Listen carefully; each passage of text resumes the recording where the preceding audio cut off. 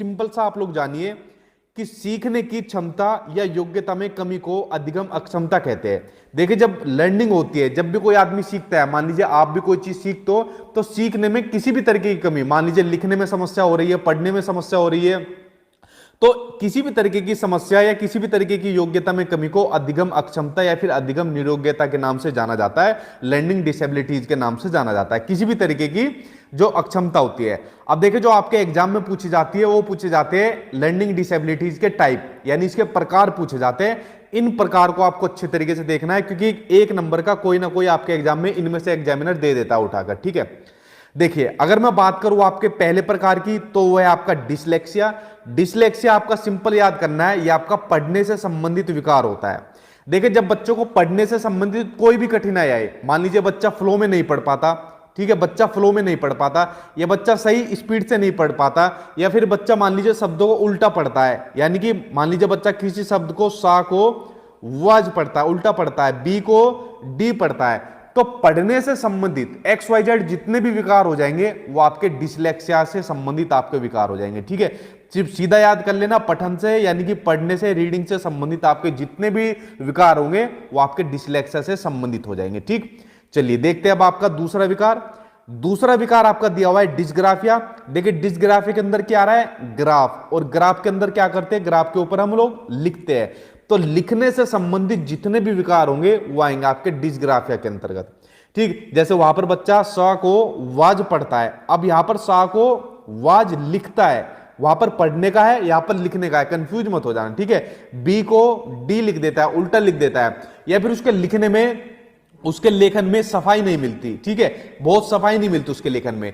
लिखने से संबंधित जितने भी विकार हो जाएंगे वो आपके डिस्ग्राफिया आ जाएंगे। और सिंपल सी ट्रिक है इसके अंदर, डिस्ग्राफिया के अंदर ग्राफ आ रहा है और ग्राफ के अंदर क्या होता है, ग्राफ के ऊपर लिखा जाता है, ठीक।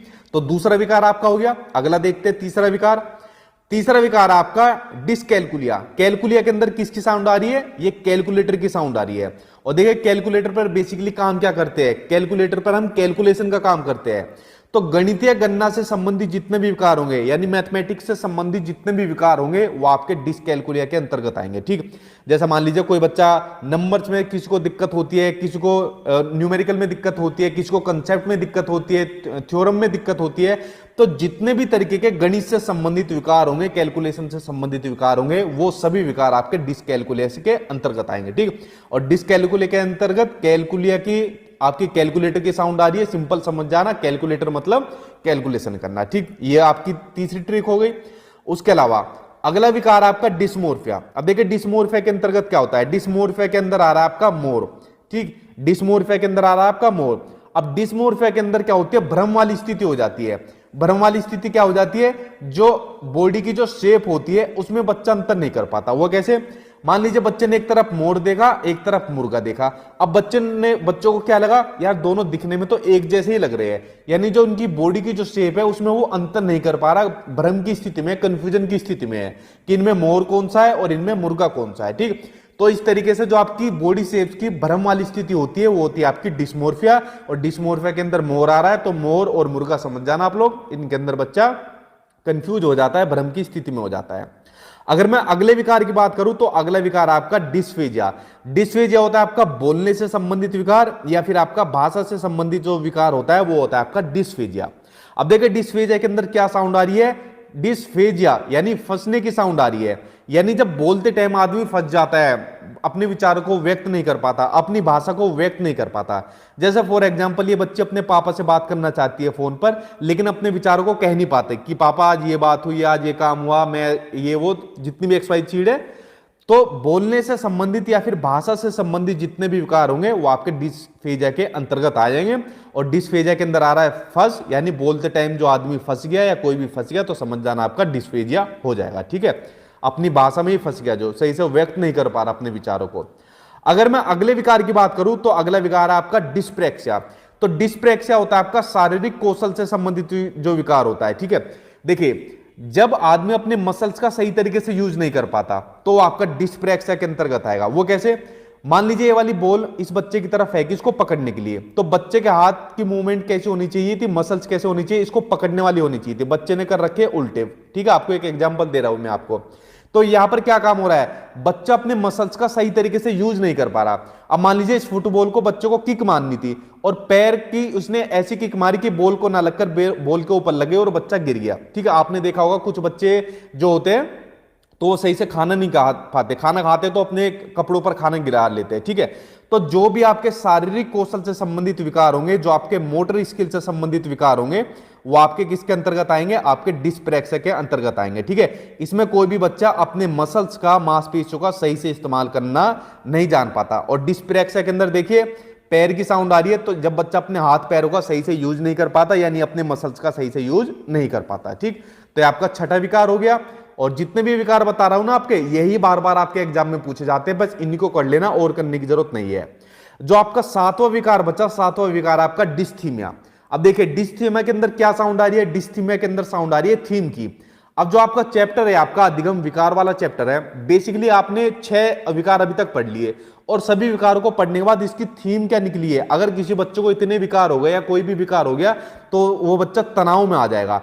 तो तनाव से संबंधित जो विकार होता है वो आपका डिस्थीमिया के अंतर्गत आते हैं। ठीक है, छोटे बच्चों के साथ साथ बड़े बच्चे, जैसे आप लोग जो वीडियो देख रहे हो, आप लोग भी तनाव ले जाते हैं। कुछ बच्चे बहुत ज्यादा, मान लीजिए फेलियर किसको मिल जाता है, एग्जाम पास नहीं हो पाता है, कुछ भी चीज, तो तनाव के अंतर्गत अंदर आ जाते हैं। ठीक है, तो डिस्थीमिया आपका तनाव से संबंधित विकार आ जाएगा, जिसके अंदर आपको थीम याद करनी है। इस पूरे चैप्टर की थीम है आपकी तनाव की। ठीक, तो फ्रेंड्स 7 तरीके के महत्वपूर्ण आपके विकार थे, बार बार आपके एग्जाम में यही विकार पूछे जाते हैं। अब मैं इन विकार से संबंधित कुछ क्वेश्चन आंसर कराऊंगा जो आपके टीचिंग के अलग अलग एग्जाम में कई बार पूछे गए। ठीक है, और बहुत से क्वेश्चन तो ऐसे हैं जो बार बार रिपीट होते हैं। देखिए पहला क्वेश्चन पढ़ते हैं कि यदि एक स्टूडेंट को संख्याओं में यानी नंबर्स में और परिकलन में समस्या हो रही है, यानी कैलकुलेशन में समस्या हो रही है, तो उसमें असमर्थता हो सकती है, जिसका नाम है, देखिए आप लोग सिंपल समझिए, किसमें प्रॉब्लम हो रही है बच्चों को, नंबर्स में और कैलकुलेशन के अंदर। जब भी मैथ से संबंधित कुछ भी चीज होगी, चाहे नंबर की हो, चाहे कैलकुलेशन की हो, चाहे गणितीय गणनाओं की हो, XYZ कुछ भी चीज हो, तो आपका क्या बताया था मैंने, सिंपल सी साउंड है, किसकी साउंड आएगी आपकी, कैलकुलिया की, यानी डिसकैलकुलिया आ जाएगा। आंसर आपका सेकंड सही हो जाएगा। ठीक है, कैलकुलेटर की साउंड आ रही है यहां पर। ठीक है, तो आंसर आपका सेकंड सही हो जाएगा। कितना जल्दी देखिए आंसर निकला। अब दूसरा क्वेश्चन पढ़ते हैं। दूसरा क्वेश्चन आपका, एक बच्चा जो डैश से ग्रसित है, इसमें बताना क्या आएगा इस डैश के अंदर, वह सा को वाज, जो मैंने अभी आपको चीज बताई, और न्यूक्लियर को अनक्लियर में अंतर नहीं कर पाता, इन चीजों में अंतर नहीं कर पाता। देखिए अगर क्वेश्चन में बोलता हो इनके पढ़ने में अंतर नहीं कर पाता, तो सिंपल सा आपका आंसर हो जाएगा डिसलेक्सिया, अगर पढ़ने में अंतर नहीं कर पाता। अगर यहां पर बात होती लिखने की, तो लिखने के अंदर आ जाता आपका डिस्ग्राफिया। ठीक है, डिस्ग्राफिया आ जाता, लेकिन यहां पर डिस्ग्राफिया कहीं भी नहीं है, तो आंसर आपका डिसलेक्सिया आ जाएगा, यानी पढ़ने से संबंधित जो आपका विकार है इनमें अंतर नहीं कर पाता। दूसरा क्वेश्चन हो गया आपका। अब देखते हैं आपका तीसरा क्वेश्चन। तीसरा क्वेश्चन आपका गतिक कौशल। ठीक है, मोटर स्किल्स की बात हो रही है, जो आपके शारीरिक कौशल से संबंधित जो विकार मैंने आपको बताया था, मोटर स्किल्स का बताया था, जिसमें बच्चा अपने मसल्स का यूज सही से नहीं कर पाता, वो कौन सा हो जाता है, तो वो हो जाएगा आपका डिस्प्रेक्सिया, यानी अपने हाथ पैर का सही इस्तेमाल नहीं कर पाता, जो चीज ट्रिक मैंने आपको बताई थी।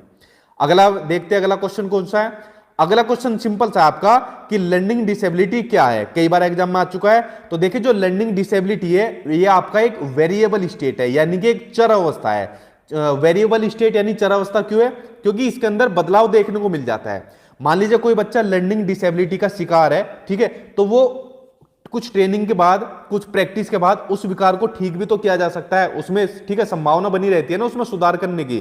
तो इसलिए इसको एक वेरिएबल स्टेट कहा गया है, इसलिए इसको एक चर अवस्था कहा गया है, अधिगम निर्योग्यता यानी लर्निंग डिसेबिलिटी को। ठीक, अगला क्वेश्चन देखिए, अगला क्वेश्चन कौन सा है।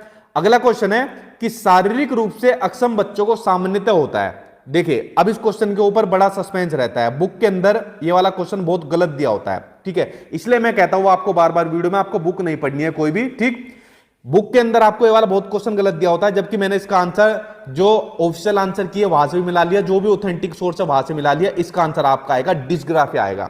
अब आप कहोगे सर डिस्ग्राफिया के अंदर तो ग्राफ आ रहा है, और ग्राफ आते आपने कहा था लेखन से संबंधित जो भी विकार होगा वो आपका डिस्ग्राफिया आएगा। ठीक, लेकिन आप लोग एक बात बताइए, मान लीजिए कोई बच्चा शारीरिक रूप से अक्षम है, तो क्या बच्चा वो चीजें लिख पाएगा? बिल्कुल नहीं लिख पाएगा वो चीजों को। ठीक है, वो बच्चा चीजों को नहीं लिख पाएगा। अगर मान लीजिए उसे कुछ लिखने के लिए दिया जाए, तो इसका आंसर आपको हमेशा डिस्ग्राफिया ही लगाना है। बड़ा कंट्रोवर्सी रही है इस क्वेश्चन के ऊपर, और मैं शुरू से यही कहता आया था डिस्ग्राफिया इसका आंसर है, और आपको डिस्ग्राफिया के साथ ही जाना है। ठीक है, अगर यहां पर आपका डिस्ग्राफिया हो जाता, आपका लेखन का हो जाता, तो आपको वैसे आंसर लगा देते। ठीक, चलिए बढ़ते अब आपके नेक्स्ट क्वेश्चन की ओर।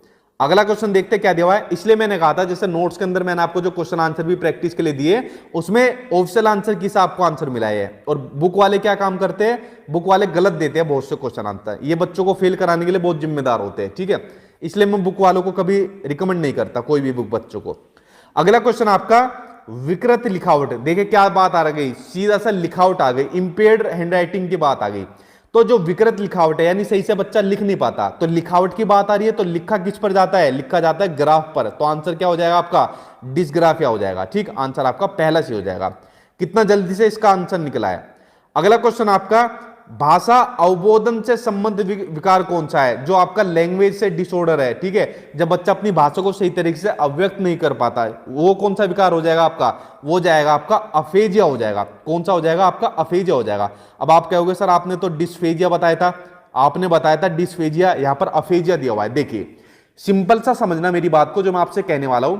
जिस भी विकार के अंदर पहले शुरू में आपको डिस देखने को मिलेगा, जैसे डिसलेक्सिया, डिस्ग्राफिया, डिस्फेजिया, इस तरीके से डिस्मोर्फिया, डिस्थीमिया, तो जिसके शुरुआत में आपको डिस देखने को मिले, तो समझ जाना उस विकार का समाधान किया जा सकता है। उस विकार का समाधान या उसको ठीक किया जा सकता है, उसको कुछ ट्रेनिंग देकर, उसको प्रैक्टिस कराकर इसका समाधान किया जा सकता है।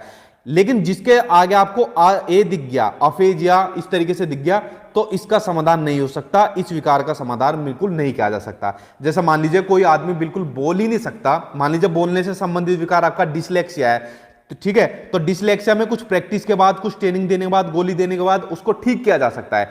लेकिन मान लीजिए कोई बच्चा बोल ही नहीं सकता, या कोई भी आदमी बोल नहीं सकता, ठीक है, तो उसको ठीक किया जा सकता है, नहीं किया जा सकता, तो इसलिए ए लगाते हैं उसके आगे। तो आंसर क्या हो जाएगा, डिसफेजिया यानी अफेजिया हो जाएगा, यानी भाषा के अंदर फंस गया, अपने विचारों को अभिव्यक्त नहीं कर पा रहा है। आंसर फोर्थ हो जाएगा। ठीक, तो ये आपका ए का और डिस का आप लोग आई होप समझ गए होंगे, बहुत बच्चे कंफ्यूज होते हैं इसके अंदर। अगला क्वेश्चन देखिए, बड़ा महत्वपूर्ण क्वेश्चन है, कई बार आपके एग्जाम में देखने को मिलता है। क्वेश्चन आपसे पूछा है कि निम्नलिखित में से कौन सा विकासात्मक विकार, यानी कि यहां पर बात हो रही है डेवलपमेंटल डिसऑर्डर की बात हो रही है, विकासात्मक विकार का उदाहरण नहीं है। ठीक है, उदाहरण नहीं है, वो आपको बताना है। देखिए पहला होता है आपका ओटिज्म, आत्मविमोह। इसमें पता है क्या बच्चा क्या काम करता है, इसमें बच्चा खुद से ही ज्यादा बात करता है, वो दूसरों से ज्यादा इंटरेक्ट नहीं करता, चुपचाप रहता है, अपनी मस्ती में रहता है। ठीक है, ज्यादा दूसरों से बात ही नहीं करेगा, ना किसी के सामने अपने विचारों को ज्यादा अभिव्यक्त कर पाएगा। तो जो ओटिज्म होता है, ये विकासात्मक विकार का एक उदाहरण होता है। सेरिब्रल पाल्सी, ये भी आपका प्रमस्तिष्क जो घात होता है, हमारे माइंड के पीछे सेरेबल जो हमारा माइंड है, ये भी आपका इसका उदाहरण होता है। उसके अलावा पोस्ट ट्रोमेटिक स्टेज आपका इसका उदाहरण नहीं है। देखिए पोस्ट ट्रोमेटिक स्टेज क्या होता है, जैसे मान लीजिए किसी व्यक्ति ने कोई भी बुरी घटना देख ली, और बुरी घटना को वो भूल नहीं पा रहा, बुरी घटना को वो भूल नहीं पा रहा। जैसे आपने एक मूवी देखी होगी, मूवी का नाम है करण अर्जुन। मूवी का क्या नाम है, करण अर्जुन, शाहरुख खान और सलमान खान वाली मूवी।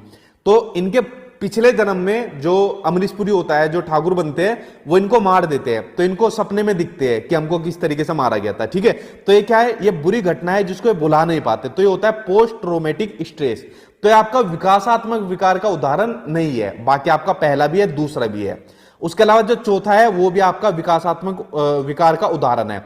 देखिए बड़ा इंपोर्टेंट है, अभी एक एग्जाम में इसकी फुल फॉर्म पूछी गई थी, कि पूछा गया था ADHD, इसकी फुल फॉर्म बताइए क्या है। सिंपल इसकी फुल फॉर्म पूछ लिया एग्जाम के अंदर, जस्ट मैंने आपको कराया था पिछले एग्जाम में, जो तैयारी कराई थी बच्चे की। तो इसकी फुल फॉर्म होती है attention deficit hyper activity disorder. इसकी फुल फॉर्म को याद करना। होता क्या है ये, देखिए जिसके अंदर ये वाला विकार होता है ना, वो बच्चा कहीं भी एक जगह आपको टिका हुआ नहीं मिलेगा। अपने घर के अंदर आपने देखा होगा, कोई बच्चा आपको ऐसा मिलेगा, वो कभी इस जगह बैठा मिलेगा, कभी इस जगह मिलेगा, कभी अपने हाथ में कुछ चीज ले लेगा, कभी कुछ चीज ले लेगा। अगर आप उसके हाथ में मोबाइल दे दोगे, या उसके हाथ में मान लीजिए टीवी का रिमोट दे दिया आपने, तो बहुत जल्दी जल्दी इनको चलाएगा, इनके बटन को बहुत जल्दी जल्दी चलाएगा। क्यों, उसके अंदर बहुत एक्टिविटी देखने को मिलती है, हाइपर एक्टिविटी उसके अंदर देखने को मिलती है। ठीक है, तो इसलिए इसको attention deficit hyper activity disorder कहा गया है, जो बच्चा बहुत हाइपर एक्टिव होता है। ठीक है, तो आई होप आप लोग इसके बारे में जान गए होंगे। फोर्थ के बारे में बड़ा महत्वपूर्ण था।